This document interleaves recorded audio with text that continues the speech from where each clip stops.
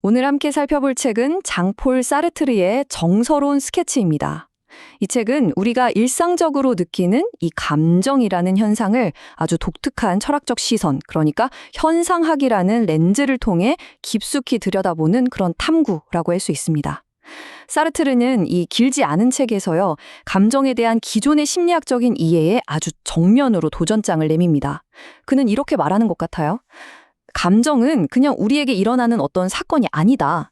그게 아니라 우리 인간이 이 세계와 관계를 맺는 가장 근본적인 방식 그 자체다라고 말이죠. 자, 사르트르의 논리를 차근차근 따라가 보기 위해서요. 우선 감정이라는 현상 자체가 얼마나 모호한지 그 이야기부터 시작해 볼 거고요. 그 다음엔 감정을 설명하려는 전통적인 방식, 즉 심리학은 어떻게 접근했고 또 어떤 한계를 가졌는지 살펴볼 겁니다.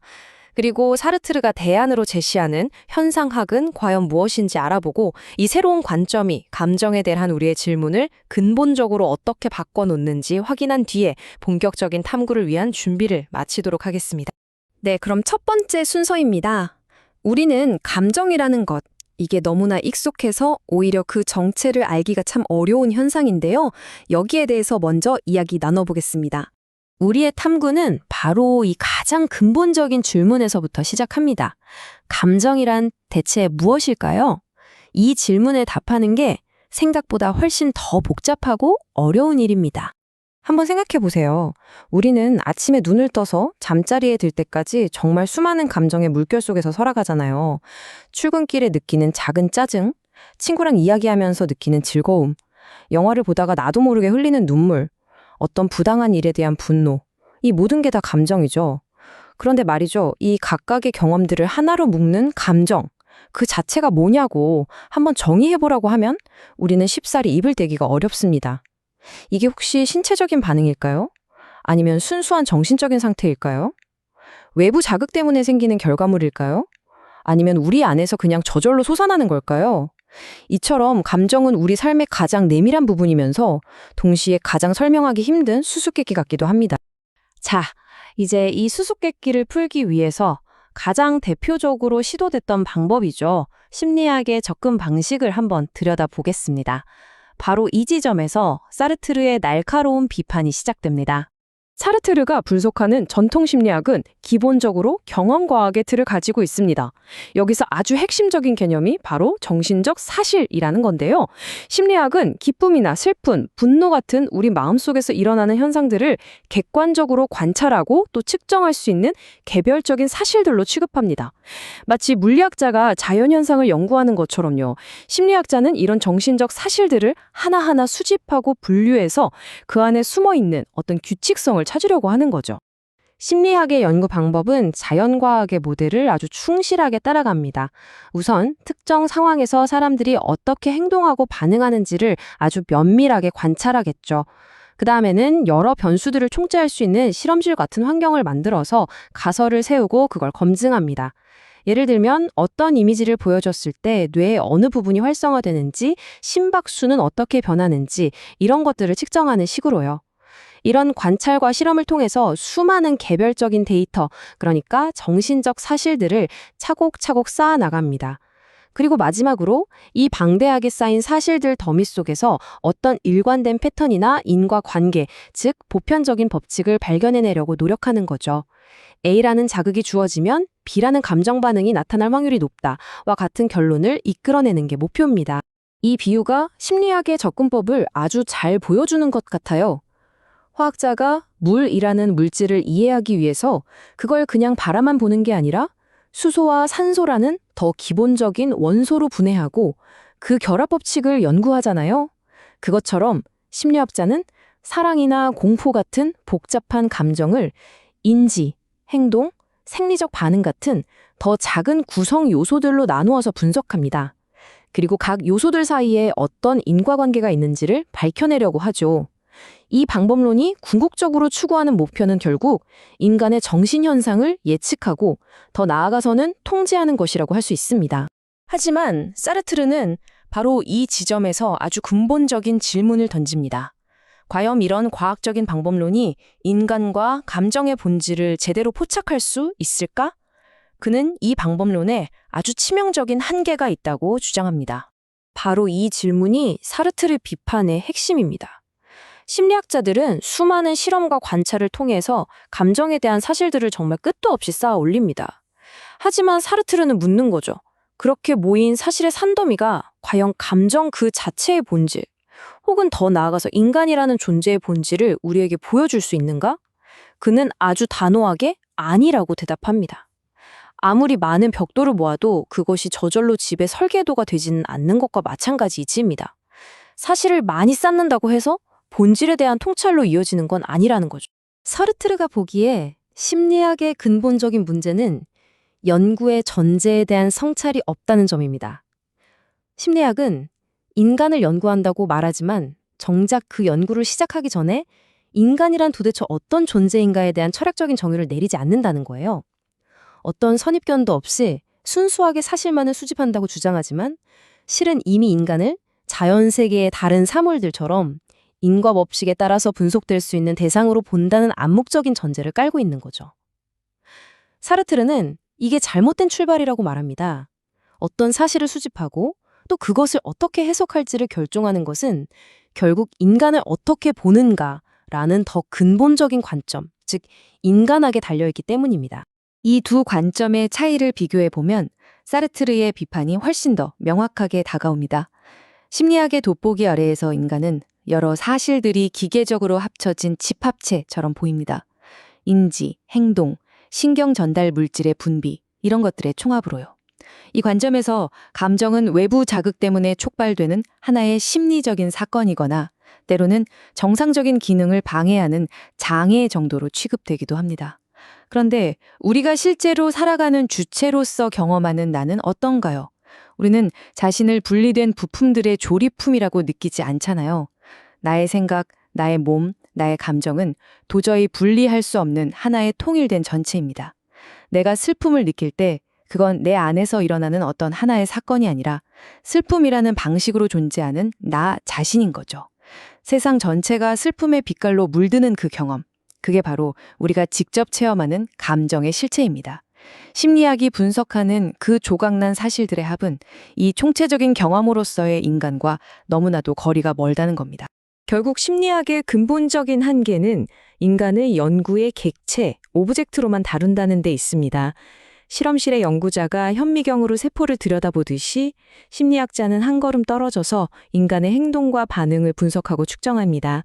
하지만 이런 외부자의 시선은 결코 인간의 내면, 즉 이 세계를 직접 살아가면서 의미를 부여하고 선택하는 주체, 서브젝트로서의 실존을 파악할 수가 없습니다.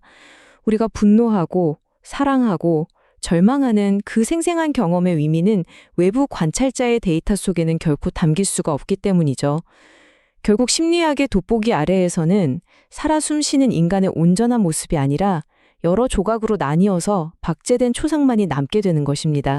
그렇다면 이 조각난 인간의 초상을 다시 하나로 합치고 살아있는 경험의 본질을 파악할 방법은 없는 걸까요? 사르트르는 바로 이런 심리학의 한계를 극복하기 위한 대안으로 현상학이라는 새로운 철학적 관점을 제시합니다. 현상학은 20세기 초의 철학자 에드문트 후설에 의해서 시작된 철학 사조입니다. 그 핵심 구호는 사물 자체로 돌아가라는 것인데요. 여기서 사물이라는 건 외부 세계의 물리적인 대상만을 뜻하는 게 아니라 우리 의식에 나타나는 모든 경험, 즉 현상을 의미합니다.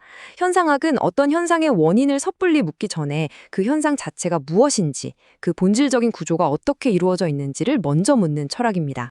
현상학의 방법을 이해하려면 몇 가지 핵심 원칙을 살펴볼 필요가 있습니다. 첫째는 사상 자체로라는 태도입니다. 어떤 선입견을 버리고 경험 그 자체에 집중하는 것이죠. 둘째는 본질 직관인데 여러 개별적인 경험들 속에서 공통적으로 나타나는 본질적인 구조를 꿰뚫어 보는 겁니다. 셋째는 가장 독특한 방법론인 현상학적 환원, 다른 말로는 괄호치기라고도 합니다. 이건 우리가 너무나 당연하게 믿고 있는 외부 세계가 진짜로 존재하느냐 마느냐 하는 판단을 일단 보류하는 태도입니다. 쉽게 말해서 이게 진짜 있는 건가? 라는 질문을 잠시 멈추고 그냥 내 의식에 어떻게 보이는가? 여기에만 온전히 집중하는 거죠. 마지막으로 의식의 지향성이라는 아주 중요한 개념이 있습니다. 우리의 의식은 진공 상태로 있는 게 아니라 항상 무엇에 대한 의식, 즉 무언가를 향하고 있다는 뜻입니다. 현상학은 바로 이런 원칙들을 통해서 모든 선입견을 배제하고 의식에 주어진 순수한 경험의 구조를 있는 그대로 분석하고자 합니다. 이처럼 현상학은 인간을 더 이상 외부에서 분석될 수 있는 사실들의 집합체로 보지 않습니다. 그 대신 세계를 경험하고 그 안에서 의미를 찾아가는 하나의 통일된 의식, 총체적인 존재로 보고자 하는 거죠. 심리학이 인간을 설명하려고 한다면 현상학은 인간을 이해하려고 합니다. 이 관점에서 인간은 더 이상 분석되어야 할 수동적인 객체가 아니라 그 경험의 의미가 이해되어야 할 능동적인 주체인 셈입니다. 사르트르가 심리학 대신 현상학을 가져온 것은 단순히 연구 방법을 바꾼 것, 그 이상의 의미를 가집니다. 이것은 감정을 바라보는 우리의 질문 자체를 뿌리부터 바꾸어 놓는 아주 거대한 전환이라고 할 수 있습니다. 이 두 관점의 차이는 질문에서부터 아주 극명하게 드러납니다. 심리학의 근본적인 질문은 왜입니다. 왜 분노가 일어나는가? 그 원인이 무엇인가? 심리학은 그 답을 뇌의 화학작용이라든지 어린 시절의 트라우마 같은 요인들에서 찾으려고 하죠. 반면에 현상학의 근본적인 질문은 그것은 무엇인가?입니다. 분노란 무엇인가? 분노라는 경험은 어떤 구조를 가지고 있으며 그것은 인간의 삶에서 무엇을 의미하는가? 현상학은 감정의 원인을 찾기보다 감정이라는 현상 자체가 드러내는 의미와 목적을 이해하고자 합니다. 이런 관점의 전환은 감정에 대한 우리의 이해를 완전히 바꾸어 놓습니다. 더 이상 감정은 외부의 어떤 자극 때문에 내 안에서 수동적으로 일어나는 심리적인 사건이 아니게 됩니다. 예를 들어서 무서운 개를 보고 공포를 느낀다는 게 개라는 원인이 공포라는 결과를 낳는 그런 단순한 인과 과정이 아니라는 거죠. 사르트르에게 감정이란 인간이 능동적으로 세계와 관계를 맺는 하나의 방식, 즉 존재 방식 그 자체입니다. 슬픔을 느낀다는 건 세상 전체가 슬픔의 의미를 띠고 나에게 다가오는 경험이고요. 기쁨을 느낀다는 건 세계가 온통 기쁨으로 가득 찬 가능성의 장으로 열리는 경험인 겁니다. 사르트르는 감정이 단지 인간 존재의 한 부분이 아니라 인간 실제, 즉 인간이 세계 속에서 존재하는 방식 그 자체의 총체성을 드러낸다고 말합니다. 왜냐하면 우리가 어떤 감정을 느낄 때 우리의 의식, 우리의 신체, 그리고 세계와의 관계 전체가 그 감정의 빛깔로 물들기 때문입니다. 따라서 감정을 제대로 이해한다는 것은 단순히 심리학의 한 분야를 탐구하는 것을 넘어섭니다. 그것은 곧 인간이란 무엇인가? 라는 가장 근본적인 질문에 답하는 길이고 인간 존재 전체의 비밀을 파헤치는 철학적인 작업이 되는 것입니다. 자, 이제 우리는 감정이라는 미지의 영역을 탐험하기 위한 새로운 지도와 나침반을 손에 쥐었습니다. 그것은 바로 현상학이라는 방법론이죠. 이제 우리의 관점은 명확해졌습니다. 우리는 더 이상 이 감정은 왜 생겼을까라고 묻지 않을 겁니다. 그 대신 이 감정은 무엇을 의미하는가, 이 감정을 통해서 세계는 나에게 어떻게 나타나는가라고 물을 것입니다. 또 감정을 심박수나 호르몬 수치 같은 개별적인 사실들의 합으로 보지 않고 의식과 신체와 세계가 하나로 어우러진 총체적인 현상으로 바라볼 겁니다. 이것이 바로 사르트르가 우리를 이끄는 감정에 대한 현상학적 탐구의 출발점입니다. 이 새로운 관점을 가지고 우리는 이제 감정에 대한 기존의 이론들을 하나씩 검토해 나갈 겁니다. 그들이 감정을 어떻게 정의하고 설명했는지, 그리고 그들의 설명이 왜 인간의 생생한 감정 경험을 제대로 담아내지 못하고 실패했는지를 비판적으로 살펴볼 것입니다. 이것은 단순한 비판을 위한 비판이 아니라 그들의 한계를 넘어서 감정의 본질에 더 가까이 다가가기 위한 필수적인 과정이라고 할 수 있겠죠. 사르트르가 가장 먼저 비판의 대상으로 삼는 이론은 제임스 랑게 이론과 같은 고전적인 심리학 이론들입니다. 그들은 감정을 신체적 변화의 결과라고 봤거든요. 과연 그들의 설명은 타당할까요? 그들은 인간 감정의 어떤 중요한 측면을 놓치고 있었을까요?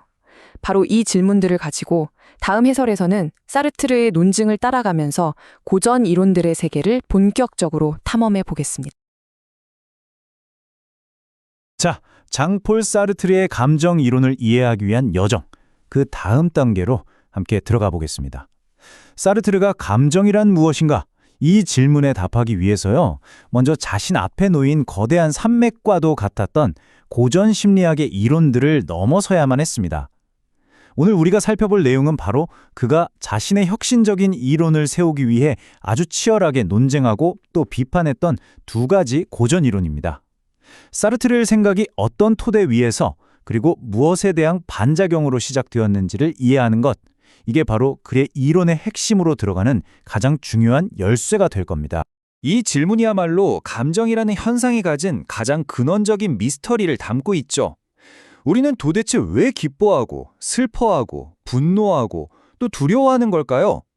이렇게나 생생하고 강렬한 감정이라는 경험은 과연 우리의 신체적인 감각과 정신적인 체험 사이에서 어떤 관계를 맺고 있는 걸까요? 우리가 흔히 생각하듯이 어떤 사건 때문에 슬픔이라는 감정을 느끼고 그 결과로 눈물을 흘리는 걸까요? 아니면 혹시 그 순서가 정반대는 아닐까요? 사르트르는 바로 이 상식적인 질문의 순서를 뒤지고 보는 데서부터 고전 이론들의 근본적인 한계를 파고들기 시작합니다. 우리의 첫 번째 탐구는 미국의 아주 유명한 심리학자이자 철학자인 윌리엄 제임스와 함께 시작됩니다. 그의 이론은 19세기 말에 등장해서 감정에 대한 우리의 상식을 완전히 뒤엎어 놓았다는 점에서 심리학 역사에 정말 큰 영향을 끼쳤습니다. 하지만 동시에 사르트르가 보기에는 감정의 본질을 설명하기에 뭔가 결정적인 부분이 빠져있는 치명적인 결함을 가진 이론이기도 했죠. 과연 제임스가 던졌던 그토록 파격적인 주장은 무엇이었을까요? 제임스의 이론은 보통 말초 이론이라고 불립니다. 왜냐하면 감정의 근원을 뇌와 같은 중추신경계가 아니라 심장박동, 호흡, 근육 긴장 같은 우리 몸의 말초적인, 즉 가장자리에서 일어나는 생리적 변화에서 찾기 때문이죠. 이 이론의 가장 혁신적인 지점은요, 우리의 통념을 완전히 뒤집는 순서의 전복에 있습니다. 보통 우리는 슬픈 감정이 눈물의 원인이라고 생각하잖아요. 그런데 제임스는 정반대라고 말합니다. 외부 자극 때문에 신체 변화가 먼저 일어나고 우리의 의식이 그 변화를 알아차리고 지각하는 것, 바로 그것이 감정이라는 겁니다. 이 유명한 인용구를 보면 제임스 이론의 핵심이 아주 선명하게 와닿으실 겁니다. 자, 숲속에서 곰을 마주쳤다고 한번 상상해보죠. 상식에 따르면 우리는 곰을 보고 먼저 두려움이라는 감정을 느끼고 그 결과로 심장이 뛰고 다리가 떨리고 식은땀이 흐르죠. 하지만 제임스에 따르면 순서는 정반대입니다. 우리는 곰을 보는 그 즉시 우리 몸이 먼저 생리적으로 반응합니다. 심장이 미친 듯이 뛰고 호흡이 가빠지고 근육이 경직되죠. 그리고 우리의 의식이 바로 이 신차적인 소동을 내 몸이 지금 이렇게 반응하고 있구나 라고 알아차리는 것, 바로 그 지각 자체가 두려움이라는 감정이라는 거예요. 말 그대로 원인과 결과가 완전히 뒤바뀐 셈이죠. 그러니까 제임스에게 감정이란 신체적인 격변 없이는 결코 존재할 수가 없는 겁니다. 감정은 그 자체로 독립적인 순수한 정신 상태가 아니고요. 빨라진 심장박동, 가빠진 호흡, 수축된 혈관, 떨리는 근육 같은 수많은 생리적인 변화들의 묶음, 그 총합에 불과하다는 거죠. 이 관점에서 보면 몸이 언제나 먼저고 마음, 즉 의식은 그저 몸이 보내오는 신호를 수동적으로 받아서 등록하는 관찰자에 지나지 않습니다. 감정의 주도권은 정신이 아니라 신체에 있는 겁니다. 바로 이 지점에서 사르트르의 첫 번째 날카로운 비판이 시작됩니다. 만약에 감정이 단순히 생리적인 변화들의 총합이라면 우리는 어떻게 기쁨, 분노, 슬픔, 사랑처럼 질적으로 전혀 다른 수많은 감정들을 뚜렷하게 구별할 수 있을까요? 한번 생각해 보세요. 심장에 빨리 뛰는 건 격렬한 분노를 느낄 때도 그렇고 벅찬 기쁨을 느낄 때도 심지어 극심한 공포를 느낄 때도 공통적으로 나타나는 현상이잖아요. 제임스의 이론이 과연 인간의 이렇게나 풍부하고 다채로운 감정의 세계를 제대로 설명할 수 있을까요? 사르트르는 여기에 아주 강한 의문을 제기합니다. 사르트르의 핵심적인 반론들을 조금 더 자세히 들여다볼게요. 첫째, 사르트르는 신체적 변화만으로는 감정 고유의 질적인 차이를 결코 설명할 수 없다고 지적합니다. 분노가 주는 뜨겁고 폭발적인 느낌과 슬픔이 주는 차갑고 가라앉는 느낌은 단순히 생리적 반응의 강도 차이가 아니라 본질적으로 경험의 색깔 자체가 다르죠. 제임스의 이론은 이 묘묘하고 질적인 차이를 포착하지 못합니다. 둘째, 제임스의 이론은 감정에 가지고 있는 의미의 차원을 완전히 놓치고 있어요. 공포는 단순히 심장이 뛰고 몸이 떠는 불편한 신체 상태의 묶음이 아니죠. 그건 위험에 처한 세계와 마주한 나의 존재 방식이고 그 자체로 의미를 구성하는 경험입니다. 셋째, 이 이론 안에서 의식은 너무나 무력하고 수동적이에요.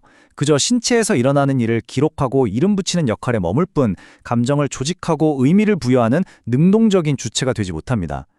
마지막으로 우리 몸에서는 소화나 피로감처럼 수많은 생리적 변화가 항상 일어나는데 왜 유독 어떤 변화들의 묶음만이 분노나 기쁨이라는 하나의 통일된 경험으로 우리에게 나타나는지 제임스의 이론은 답하지 못해요. 사르트르에게 제임스의 이론은 감정의 본질을 파고들기에는 너무나 기계적이고 단순했던 겁니다. 자, 이제 우리는 신체 내부의 생리학을 넘어서 감정을 외부로 드러나는 행동의 관점에서 바라본 또 다른 고전 이론으로 이동해 보겠습니다. 프랑스의 심리학자 피에르 자네는 감정을 감각이 아니라 아주 특정한 종류의 행동으로 봤습니다. 이건 감정을 이해하는 데 있어서 또 다른 중요한 전환점을 제시합니다. 제임스가 감정의 본질을 우리 몸 안에서 일어나는 내부적 감각에서 찾았다면 자네는 외부로 드러나는 관찰 가능한 행동에 주목했습니다. 자네에게 감정이란 우리가 어려운 상황에 직면했을 때 이성적이고 적절한 행동을 하는데 실패하고 그 대신 나타나는 일종의 미숙하고 비적응적인 패배의 행동이었습니다. 자네의 이론은 정신과 의사로서의 풍부한 임상 관찰에 깊이 뿌리를 내리고 있습니다. 그는 많은 환자들이 감당하기 힘든 과업이나 고통스러운 고백 앞에서 원래 하려던 더 고차원적이고 적응적인 행동을 수행하지 못하는 걸 봤어요. 그리고 바로 그 순간 그들은 울음을 터뜨리거나 분노를 폭발시키거나 혹은 무기력하게 주저앉는 것 같은 더 원초적인 행동으로 후퇴하는 경향을 발견했습니다. 즉, 감정은 더 어렵지만 현실적으로 필요한 행동을 대체하는 일종의 대리행위라는 거죠. 해야 할 중요한 일을 하지 못할 때 엉뚱한 감정이 불쑥 튀어나오는 우리의 일상적인 경험과도 좀 비슷하죠. 자네의 이론을 보여주는 대표적인 사례가 있습니다. 이 환자에게 고백은 너무나 어렵고 고통스러운 과제예요. 이성적으로는 해야 한다는 걸 알지만 심리적인 장벽이 너무나 높습니다. 이 과제를 수행하려는 시도가 좌절되는 바로 그 순간, 그 행동에 투입되려던 심리적 에너지는 다른 출구를 찾게 됩니다. 그게 바로 눈물과 쓰러짐이라는 감정적 행동이죠. 이 울음은 고백이라는 상위 행동을 수행하는 데 실패했을 때 나타나는 하위 행동, 즉 자네가 말하는 패배의 행동인 셈입니다. 이 감정적인 행동을 통해서 그녀는 결과적으로 고백의 어려움으로부터 도피하게 되는 거죠. 이것이 바로 자네 이론의 핵심입니다. 그의 관점에서 감정은 긍정적이거나 적응적인 기능이 아니에요. 그건 일종의 시스템 고장, 즉 정신적 에너지의 고갈로 인한 붕괴 현상에 가깝습니다. 우리가 어려운 세상의 요구에 효과적으로 대처하지 못할 때 우리의 고차원적인 행동 체계가 무너지고 더 원초적이고 비조직적인 행동 수준으로 퇴행하는 것. 자네는 그것이 바로 감정이라고 본 거죠. 바로 이 질문을 통해서 우리는 자네 이론에 대한 사르트르의 비판으로 넘어가게 됩니다. 사르트르는 자네가 감정 현상을 매우 정확하게 묘사했지만 그것을 제대로 해석하지는 못했다고 생각했어요. 자네가 단순한 실패나 에너지 고갈로 인한 붕괴로 본 그 현상 속에 사실은 매우 복잡하고 의미 있는 의식의 전략이 숨어 있을 수 있다는 겁니다. 사르트르의 비판은 이 비유를 통해 아주 명확해집니다. 그는 자네가 마치 휘발유가 떨어져서 멈춘 차를 보고 그 멈춤 현상 자체가 고장 행동이라고 진단하는 사람과 같다고 봐요. 자네는 차가 멈췄다는 현상, 즉 감정적 붕괴가 일어났다는 무엇은 정확히 관찰했지만 차가 왜 멈췄는지, 즉 휘발유가 떨어졌다는 근본적인 원인이나 목적을 보지 못했다는 겁니다. 사르트르에게 감정의 왜, 바로 그 숨겨진 목적성을 파악하는 것이야말로 감정 이해의 핵심이었습니다. 바로 목적성이라는 개념이 사르트르 반론의 중심입니다. 자네의 이론에는 이 목적성이 빠져 있어요. 앞선 환자의 울음은 단순히 에너지가 방전된 결과가 아닙니다. 그것은 고백해야만 하는 어려운 세계를 고백할 필요가 없는 세계로 바꾸려는 나름의 의도를 가진 행위라는 거죠. 울음을 통해 그녀는 주변 사람들의 동정을 얻고 고백의 의무로부터 벗어나는 목적을 실질적으로 달성합니다. 비록 그것이 무의식적인 차원에서 일어난다 하더라도 이 행동에는 분명한 목적이 있다는 것이 사르트르의 핵심 주장입니다. 이제 사르트르의 비판들을 종합해서 왜 이 두 영향력 있는 이론들이 궁극적으로 감정의 진정한 본질을 포착하는 데 실패했는지 정리해 보겠습니다. 제임스와 자네 두 이론 모두 감정의 중요한 측면을 밝히긴 했지만 결정적인 무언가를 놓치고 있었던 거죠. 표에서 보시는 것처럼 두 이론은 서로 다른 지점을 조명하지만 사르트르가 보기엔 공통된 한계를 가집니다. 제임스는 감정의 생리적 기반은 밝혔지만 그것이 갖는 의미의 세계를 설명하지 못해요. 그의 이론에서 의식은 그저 신체의 보고를 듣는 수동적인 존재일 뿐이죠. 반면에 자네는 감정이 행동과 관련되어 있다는 건 봤지만 그 행동이 가진 목적성을 간과했습니다. 그에게 감정은 혼란스러운 붕괴일 뿐 세계를 변화시키려는 의식의 능동적인 전략이 아니었던 거죠. 이것이 바로 두 이론이 공유하는 근본적인 관점입니다. 제임스에게 감정은 신체라는 기계의 예기치 않은 소란이고 자네에게는 행동이라는 시스템의 고장이에요. 두 경우 모두 감정은 외부에서 우리에게 닥쳐오는 우리의 의지와는 무관하게 우리를 뒤덮는 통제 불가능한 어떤 사건처럼 그려집니다. 여기에는 감정을 통해 세계와 관계를 맺는 의식의 능동적이고 조직적인 역할이 들어설 자리가 없는 거죠. 그리고 바로 여기서 우리는 마침내 사르트르 자신의 이론의 심장부와 마주하게 됩니다. 사르트르에게 감정은 우리에게 수동적으로 일어나는 사건이 아닙니다. 그것은 우리가 현실의 어려움과 관계를 맺기 위해 능동적으로 채택하는 하나의 방식이자 의미 있는 행위입니다. 감정은 결코 우연한 사고가 아니라 감당하기 어려운 세계를 견뎌내기 위한 의식의 선택이라는 것.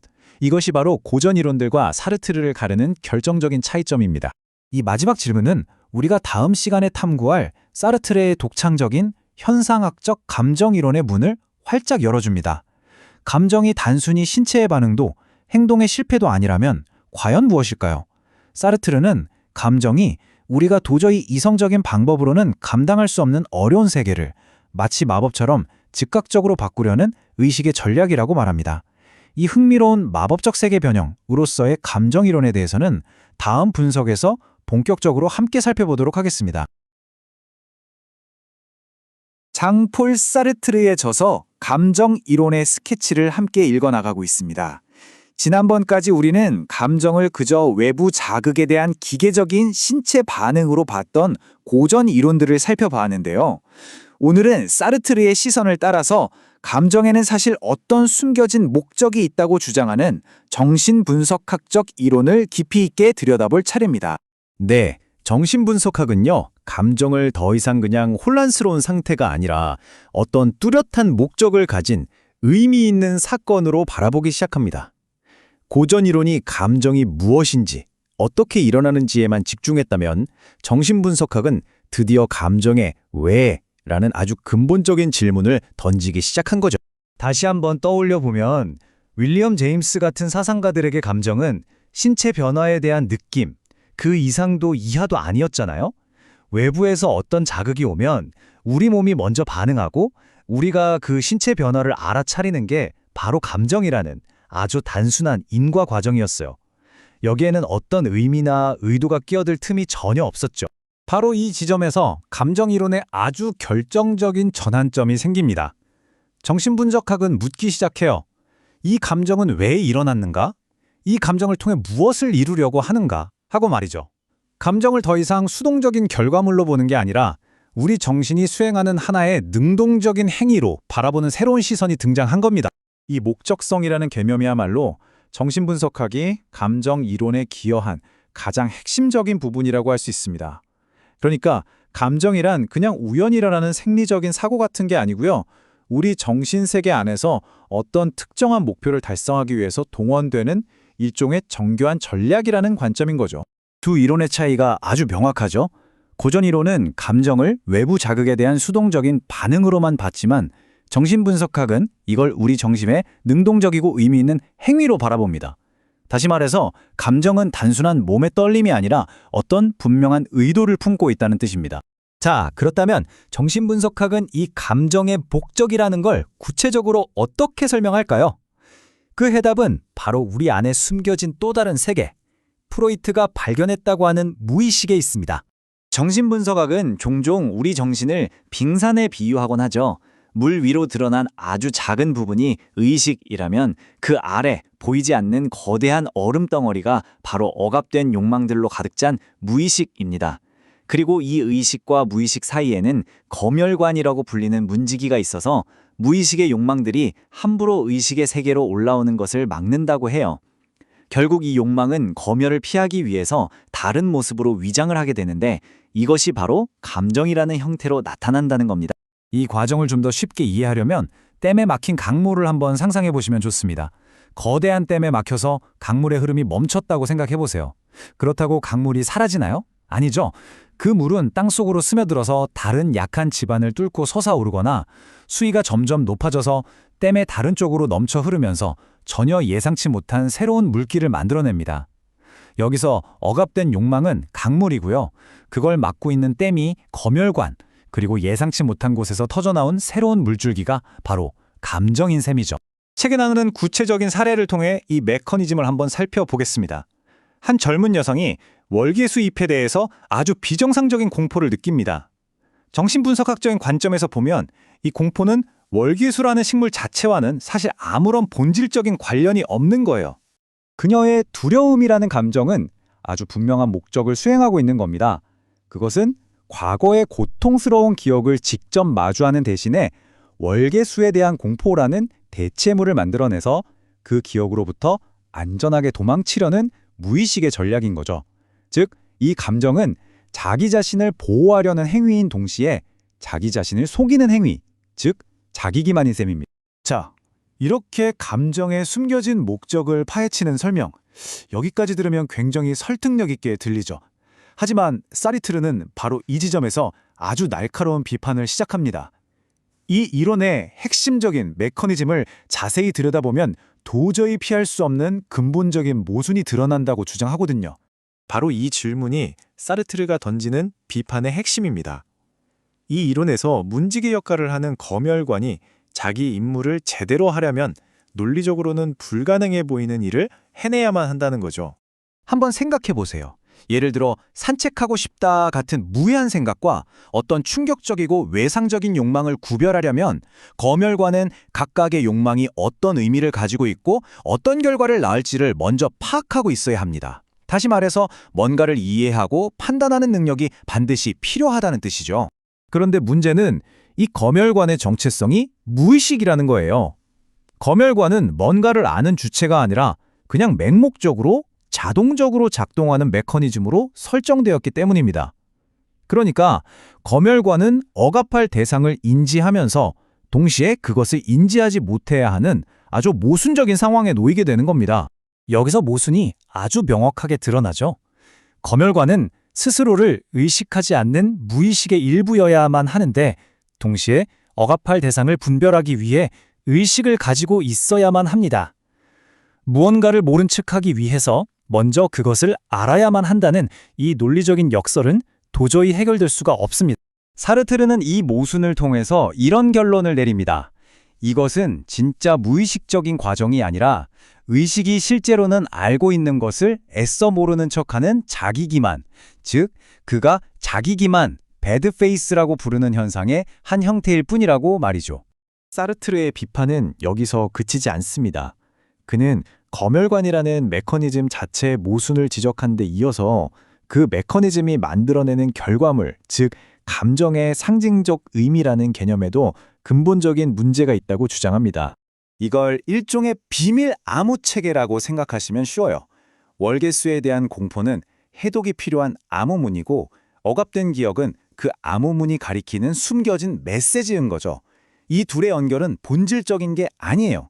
오직 분석가라는 외부의 해독 전문가를 통해서만 밝혀질 수 있는 인과적인 관계에 불과하다는 겁니다. 하지만 사르트르는 여기서 아주 근본적인 질문을 던집니다. 어떤 상징이 우리에게 의미를 가지려면 우리가 어떤 방식으로든 그것이 무엇을 상징하는지를 이미 알고 있어야 하지 않을까요? 의미가 완전히 외부에서 우리에게 주입될 수는 없다는 거예요.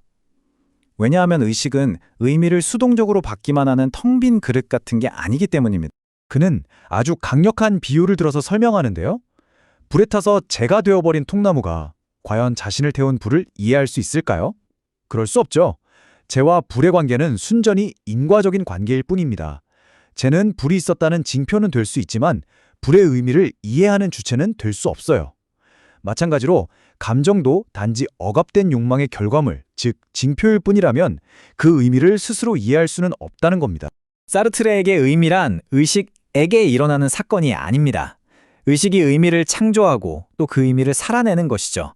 따라서 월계수에 대한 공포라는 감정과 그것이 의미하는 바는 결코 분리될 수 없고요. 하나의 통일된 의식 속에서 함께 존재해야만 합니다. 다시 말해 감정은 스스로 자신의 의미를 이미 알고 있다는 거죠. 결국 사르트르의 이런 비판들을 종합해보면 정신을 의식과 무의식으로 나누는 정신분석학적 모델 전체를 거부하는 것으로 결론이 납니다. 네, 사르트르는 이러한 내적인 모순들을 통해서 정신분석학 모델이 성립 자체가 불가능하다고 주장합니다.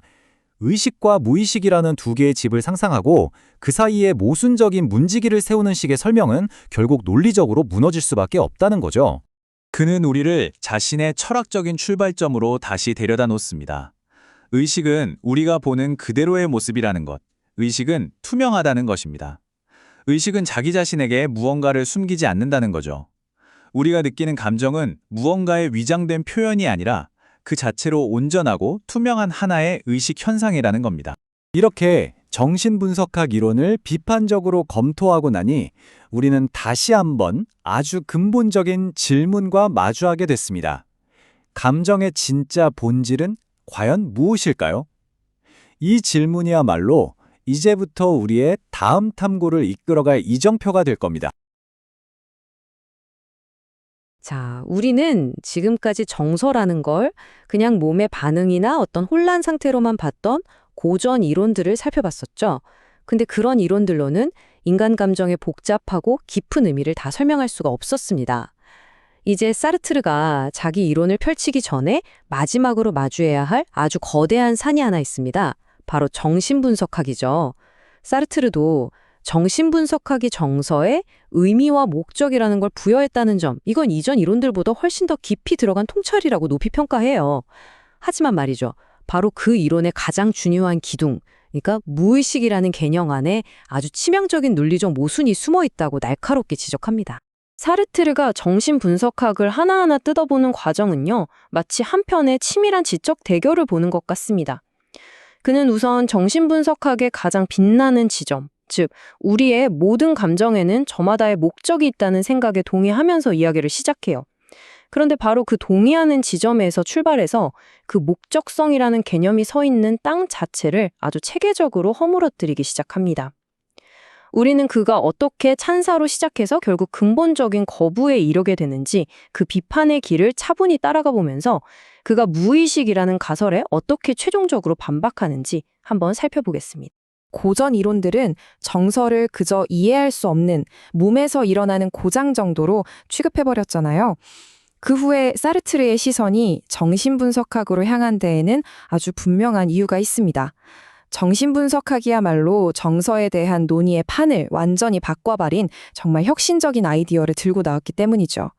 그게 뭐냐면요. 바로 모든 정서에는 저마다의 숨겨진 목적이 있다는 생각입니다. 네, 바로 이 목적이라는 질문이 정신분석학 이론을 정말 매력적으로 만들었어요. 생각해 보세요. 갑작스러운 분노, 이해할 수 없는 공포, 예전 같으면 그냥 내가 왜 이러지? 하고 넘어갔을 법한 그런 감정의 폭발들에 사실은 숨겨진 의미가 있다는 거잖아요. 이건 엄청난 약속이었죠. 이로써 정서는 더 이상 우리 몸에서 우연히 일어나는 고장이 아니게 됩니다. 그 의미를 아주 신중하게 풀어내야만 하는 하나의 암호문처럼 된 거예요. 정신분석학의 설명을 들어보면요. 아무리 비합리적으로 보이는 감정이라도 그건 사실 우리 의식이 어떤 목표를 이루기 위해서 자기 자신을 관객으로 삼아서 상연하는 한편의 정교한 연극 같은 겁니다. 이 연극 무대 위에서 분노나 슬픔, 불안 같은 감정들은 그냥 막무가내로 튀어나오는 게 아니라 저마다의 역할을 부여받은 배우들이라는 거죠. 그리고 그 연극의 진짜 대본, 그러니까 정서의 진짜 목적과 의미는 우리가 볼 수 없는 무대 아래 무의식이라는 캄캄한 공간에 숨겨져 있다고 말하는 겁니다. 사르트르는 바로 이 지점에서 정신분석학의 손을 딱 들어줍니다.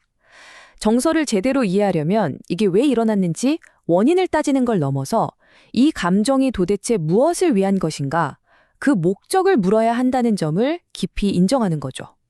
그리고 정신분석학은 바로 이 중요한 질문에 답하기 위해서 아주 정교하고 체계적인 틀을 이미 다 만들어 놓았다는 겁니다. 그렇다면 정신분석학은 이 정서의 목적이라는 걸 구체적으로 어떻게 설명하고 있을까요?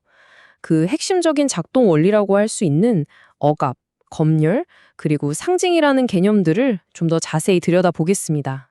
이 이론의 가장 기본에는 이런 가정이 깔려 있어요. 우리의 정신이 그냥 하나의 덩어리가 아니라 서로 다른 원칙으로 움직이는 여러 개의 방으로 나뉘어 있다는 거죠.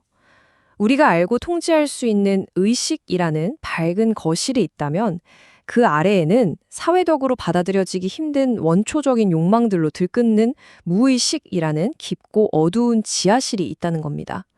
그리고 이 거실과 지하실 사이에는 지하실의 내용물이 함부로 거실로 올라오지 못하게 막는 아주 강력한 문지기, 바로 검열관이 보초를 서고 있다고 설명합니다. 자, 이 복잡한 이론이 실제로 어떻게 적용되는지 책에 나오는 아주 고전적인 사례를 통해서 단계별로 한번 따라가 볼게요. 여기 월괴수 덤불만 보면 극심한 공포에 빠지는 한 젊은 여성이 있습니다. 정신분석학은 이 현상을 이렇게 분석해요. 첫째, 이 여성은 과거에 월괴수와 관련된 아주 충격적인 성적 트라우마를 겪었습니다. 둘째, 이 기억은 너무나 고통스러워서 의식이 도저히 감당할 수가 없었어요. 그래서 정신의 문지기, 검열관이 자아를 보호하려고 이 기억을 의식의 영역 밖인 무의식, 즉 지하실로 아주 강력하게 밀어넣어 버립니다. 이게 바로 억압이죠. 셋째, 하지만 억압된 기억은 결코 사라지지 않고 어떻게든 다시 의식의 표면으로 올라오려고 애를 씁니다. 이때 검열관은 그 기억이 원래 모습 그대로 나타나는 건 절대 허락하지 않고 다른 모습으로 위장해서 나타나도록 하죠. 이 경우에는 바로 월괴수라는 상징에 대한 공포증으로 그 모습이 바뀐 겁니다. 넷째, 그러니까 이 공포증은 아무 이유 없는 증상이 아니라는 거예요. 그것은 원래 그 끔찍한 기억과 마주해야 하는 고통을 피하려는, 즉 진실로부터 도망치려는 아주 명확한 목적을 가진 상징적인 행동인 셈입니다. 이 관점에서 보면 월계수에 대한 공포는 그냥 무섭다는 감정이 아니에요. 그건 과거의 고통스러운 진실을 외면하고 그 진실을 다시 마주해야 한다는 결정을 피하려는 아주 적극적인 행동인 거죠. 이 환자는 월계수를 피하면서 상징적으로 자기 자신의 과거로부터 도망치고 있는 겁니다. 이처럼 정서는 현실의 문제를 해결해주는 대신 그 문제로부터 도망치게 해주는 하나의 전략이 될 수 있다는 겁니다. 자, 이렇게 한 사람의 이상해 보이는 행동에 깊은 의미와 이야기를 불어넣는 정신분석학의 강력한 설명력을 확인했는데요.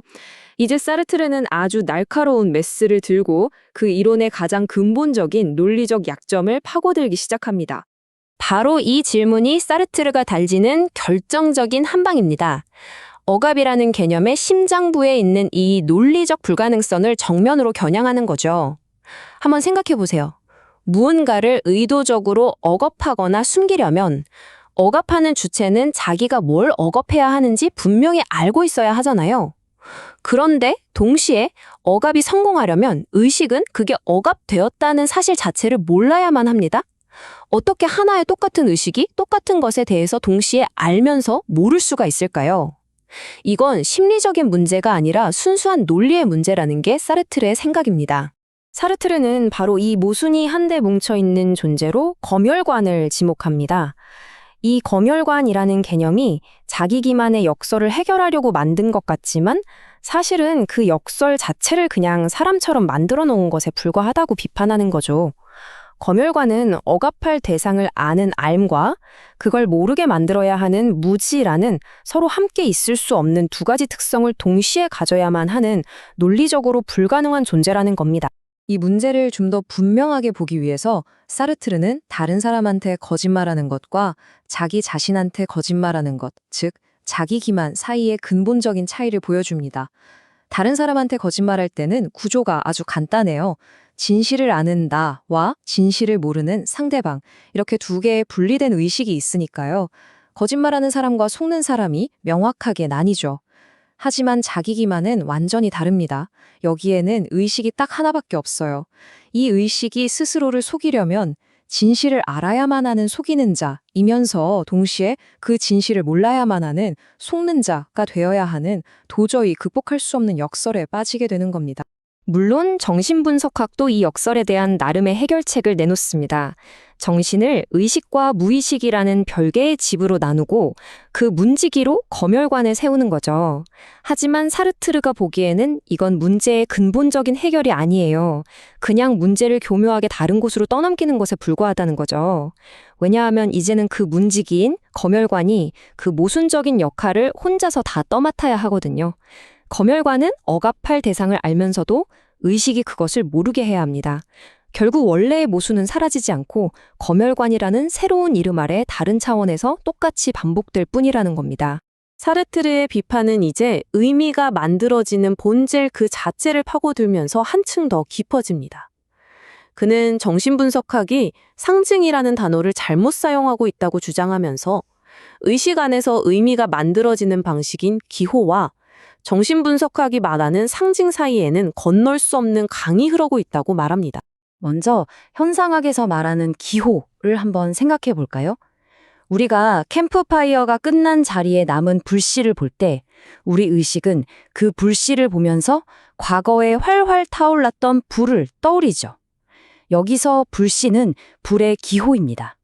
중요한 건 이 의미의 연결이 우리 의식에 의해서, 의식 안에서 아주 적극적으로 이루어진다는 점이에요.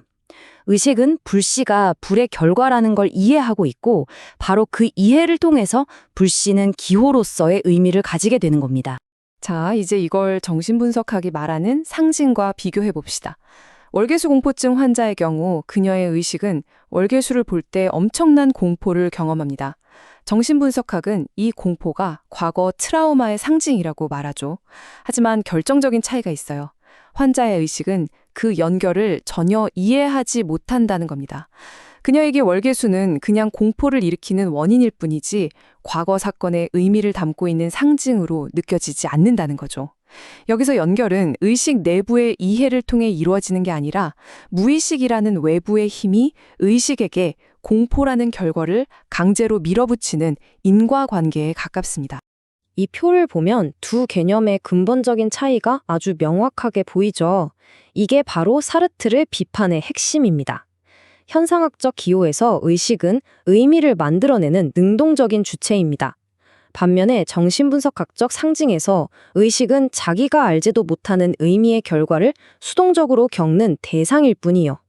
사르트르는 이렇게 주장하는 겁니다. 어떤 것이 의식에게 상징으로서 의미를 가지려면 의식은 그것이 무언가를 상징한다는 사실을 최소한 어렴풋이라도 알고 있어야 한다. 하지만 정신분석학이 말하는 상징은 그걸 경험하는 의식에게는 전혀 상징으로 작동하지 않는 그냥 외부적인 원인과 결과의 관계일 뿐이라는 거죠.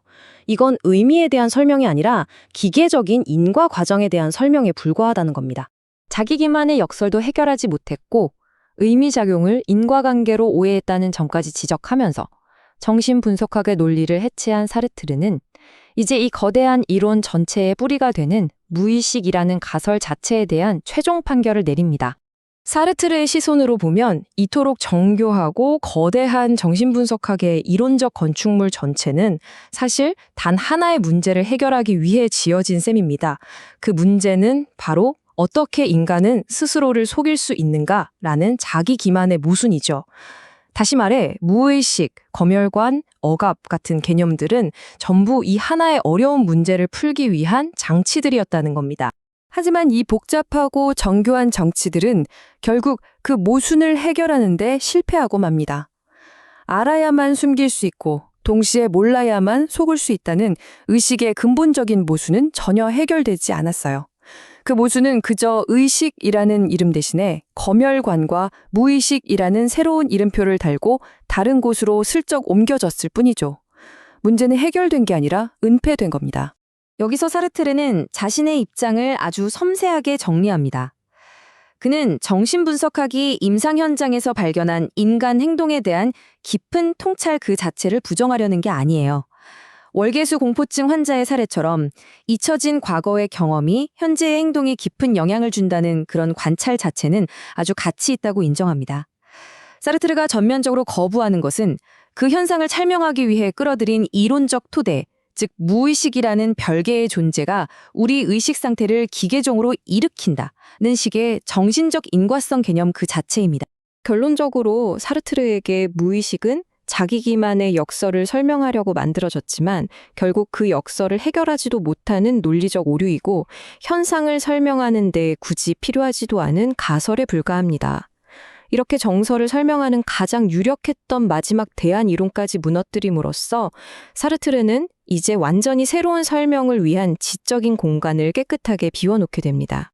이 모든 비판의 끝에서 우리는 아주 흥미롭고 도발적인 질문과 마주하게 되네요. 이로써 우리는 이 긴 여정의 마지막 장, 즉 사르트르가 마침내 자신의 현상학적 정서 이론을 통해 이 질문에 어떻게 답하는지 살펴볼 다음 단계로 나아갈 준비를 마치게 됐습니다. 정서가 세계를 바꾸는 마법이라면 그 마법은 과연 어떻게 작동하는 걸까요? 우리가 흔히 통제할 수 없는 혼란스러운 힘이라고 여기는 감정. 그런데 만약 이 감정이 사실은 세상에 대처하려는 우리 의식의 아주 정교하고 의미 있는 행위라면 어떨까요? 장볼 사르트르 감정의 이론을 위한 스케치를 탐구하는 여정의 마지막 장에서 우리는 바로 그 급진적인 관점에 가장 깊은 곳으로 들어가 보려 합니다. 우리가 지난 시간들을 거치면서 감정을 설명하려는 여러 시도들을 쭉 살펴봤었죠. 하지만 그 모든 설명들의 끝에 서서 우리는 여전히 이 근본적인 질문과 마주하게 되는 것 같아요. 그렇다면 감정이란 대체 무엇일까요? 감정은 그냥 우리 몸에서 일어나는 어떤 혼란일까요? 심장이 막 빨리 뛰고 손에 땀이 나는 것 같은 단순히 그런 생리적인 사건일 뿐일까요? 말초 이론은 그렇게 봤었죠. 아니면 감정이라는 건 우리도 모르는 무의식 깊은 곳에 숨겨져 있던 욕망이 상징적으로 터져나오는 현상일까요? 정신분석학에서는 바로 이런 식으로 감정을 해석하려고 했었고요. 그런데 사르트르는요, 전혀 다른 제3의 길을 제안합니다.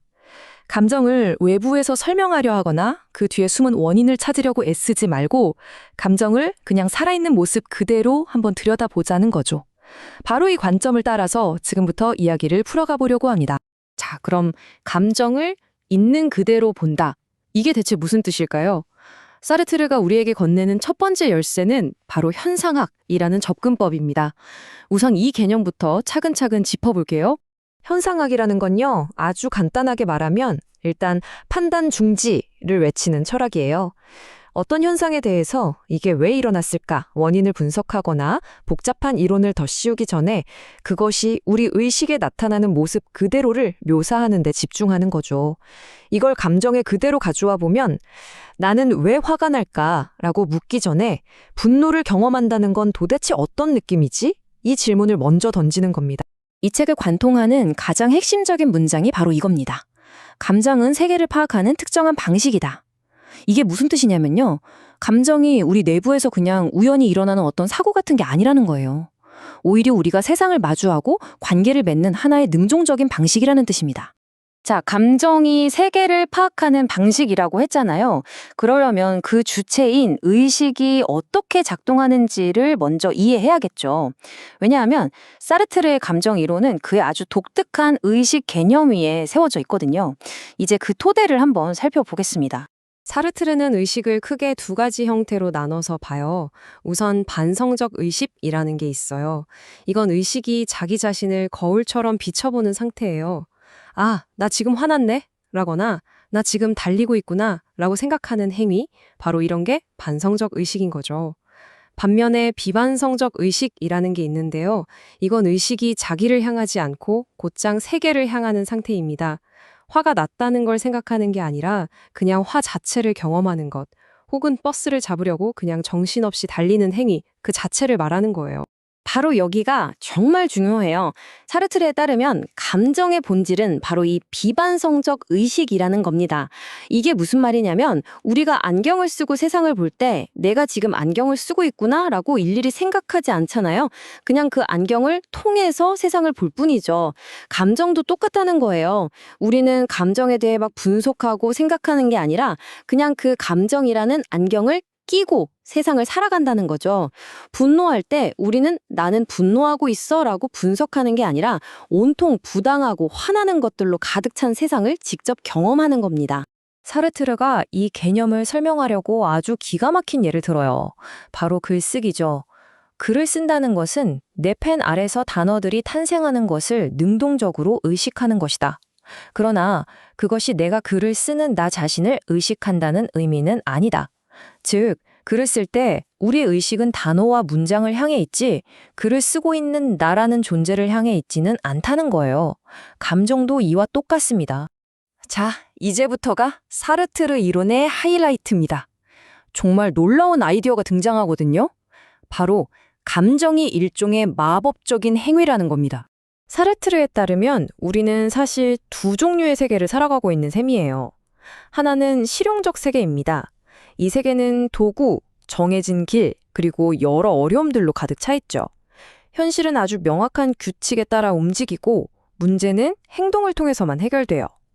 그런데 이것과는 전혀 다른 마법적 세계도 있다는 거죠. 이 세계에서는 3월의 속성들이 막 원격으로 작용하고요. 현실은 행동이 아니라 우리 의식에 의해서 변형됩니다. 문제는 세계의 의미 자체를 바꿈으로써 해결되는 곳이죠. 그렇다면 한번 생각해 보세요. 우리가 발 딛고 사는 이 실용적인 세계의 길들이 너무 험하고 어려워져서 도저히 행동으로는 해결할 수 없는 벽에 부딪혔을 때 우리는 과연 어떻게 할까요? 여기에 대한 사르트르의 대답은 정말 간단하면서도 강력합니다. 우리는 마법으로 세계를 바꾸려 한다는 겁니다. 물론 여기서 사르트르가 말하는 마법이 무슨 지팡이를 흔들고 주문을 외우는 그런 초자연적인 힘은 아니겠죠. 이건 우리 의식이 가진 아주 특별한 기능이에요. 그러니까 행동으로는 도저히 이 상황을 바꿀 수 없을 때 의식이 대신 세계에 대한 우리의 인식 자체를 확 바꿔버리는 거예요.